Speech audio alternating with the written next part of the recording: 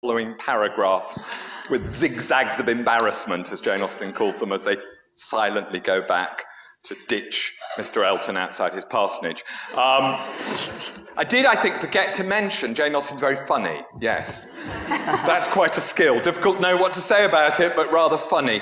And wonderful how the very ordinariness of it is the point. That wonderful line that Samuel read to such effect. Everyone has his level.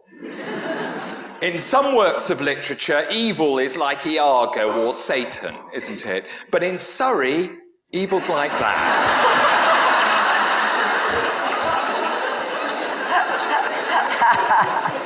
There is, I think, nobody worse in the whole of literature than Mrs. Norris in Mansfield Park, but she never says anything you might not hear in Northamptonshire to this day. It's a wonderful bit of dialogue. I've used too much of my time, probably, so I'll just say that we're going to end with another bit of dialogue, after which I'll just say a couple of sentences, and then that's it. And Jane Austen, I think, was the greatest writer of dialogue in the history of English fiction, anyway, and difficult to prove that, but I will offer you one thought, which is, I think, which is something Alexander Pope, the poet, said of Shakespeare, which I think is only true of Jane Austen amongst novelists, which is, he said, every character, however little they have to say, sounds only like themselves. And the great thing about Jane Austen, I think, and her dialogue, is that every character speaks only like themselves. And there are some characters who only speak once in the whole of their novels. And yet, from what they say, you know that nobody else would have said it. My favourite is Mr. Hearst in Pride and Prejudice, who says, when Elizabeth declines to join their card game because they're playing for high stakes, says, "Do you prefer reading to cards? That is rather singular." That's the only thing he says in the whole novel.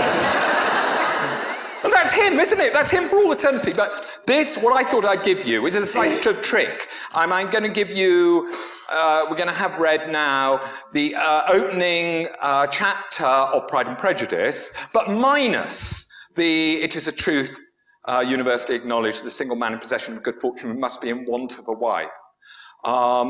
And because that's a very famous bit. But if you listen to what follows, it's an extraordinary sort of exercise in wonderful dialogue. We've never met these people before. Of course you have. You've seen them on telly and all that stuff.